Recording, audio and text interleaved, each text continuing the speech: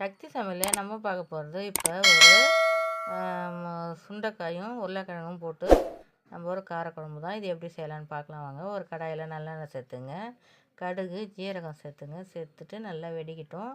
வெடித்தோடனே நம்ம ஒரு 10-15 பல் போல் பூண்டு சேர்த்துக்கலாம். சேர்த்துட்டு நல்லா வதக்கி விடுங்க. இதில் வெங்காயம் நல்லா நம்ம அரிஞ்சு சின்ன வெங்காயம் சேர்த்துங்க. தக்காளி பழம் தேவையான அளவு சேர்த்து நல்லா வதக்கி விடுங்க.